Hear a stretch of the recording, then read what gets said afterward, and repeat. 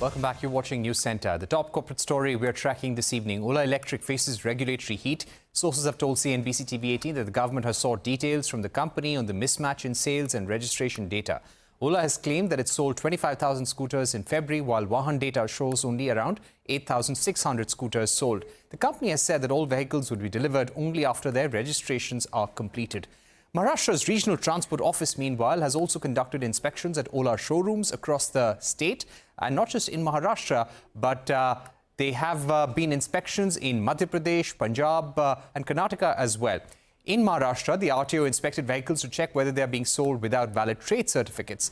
Sources say that at least 36 scooters were seized from showrooms in Mumbai and Pune. It doesn't stop there. RTO authorities in Jabalpur also issued notices to the company after discovering that scooters were being sold without proper documentation. Meanwhile, Ola Electric showrooms in Punjab have likely been shut down. What does this mean for the company going forward?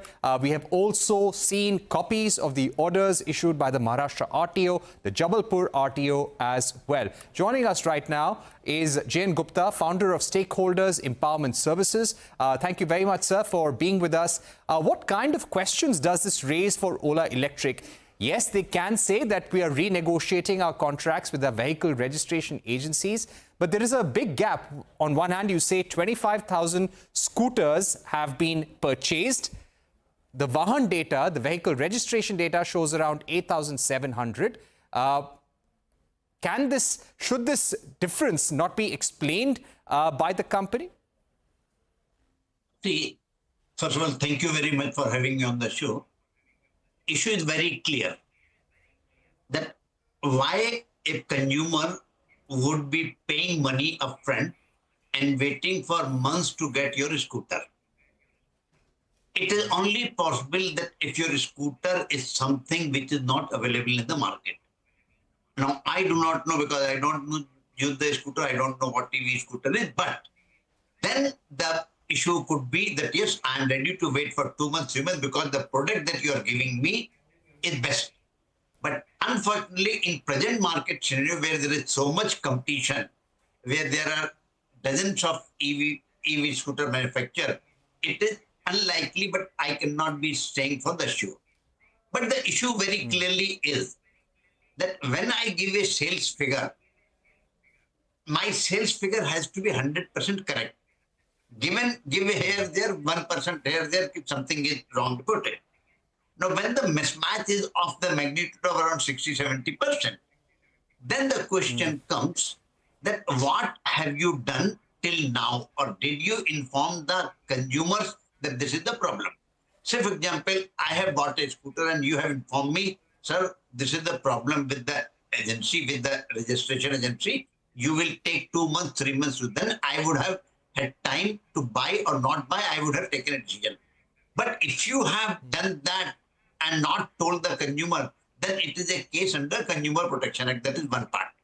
But if you have given sales figure which are not correct, then it is a case on many issues. First would be under SEBI prevention of unfair and fraudulent trade practice, because you have given data in the market which is not the correct, because of which the share price was not reflecting the reality. I do not know for sure, but one thing is there that they have been trading without trade certificate.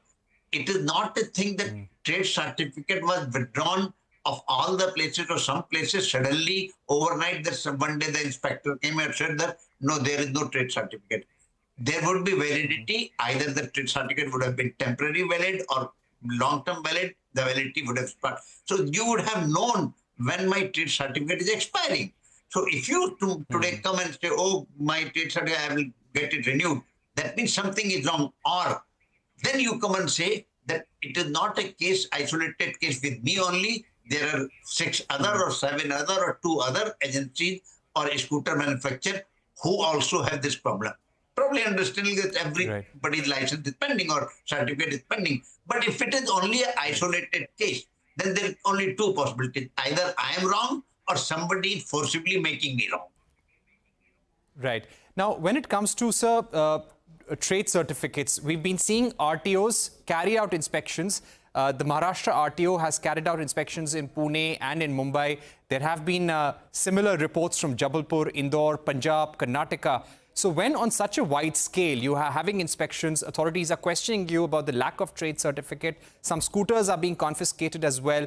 The company has not come out with a formal explanation. Considering there are so many reports for a listed entity, do you feel it's important to come out and say what is the right thing?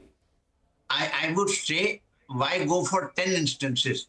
If there was one instance, it is the duty of the company to come and calm the customers that this is an isolated case or this is the case because of this reason. There is nothing wrong with our company. There is nothing wrong with our scooter. There is nothing wrong with our establishment. But when you are keeping mum, in that case, you are not telling the consumers or to the regulators or to public at large that what is the real situation. You got to tell the real situation. It is not a thing that people do not suffer problem. There people suffer regulatory problem, everything. But if you are right in your work, if you have done something right, you will come and out say boldly, yes, this is happening. There is a notice, something is like this. We feel that we are right. We will settle this. We are doing this. But when you are keeping mum, then the questions multiply every day into enormous proportion. Right. And what is the one corporate governance question that arises at this juncture? I would say the independent directors are expected to ensure that everything is as according to the law of the land. They have to take a compliance certificate. Now, I would say that it is impossible for independent director to go and verify each and every certificate.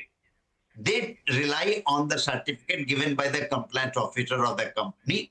So independent directors should ask the compliance officer, last meeting you gave me this certificate, tell me what was the basis on which you gave the certificate. If they had fed wrong information to the independent director should come out and say that the company's governance practices are such that independent directors cannot have trust on the information that is being provided. However, if this was provided, that there is lapses, then what action they took as an independent director is there. So the governance issue is there because governance covers almost everything from labor law to commercial law to regulatory law, everything is covered. So that is the question they need to ask. All right. Thank you very much, Mr. Gupta, for joining us and sharing your views on the questions around Ola Electric right now. Let's move on and get you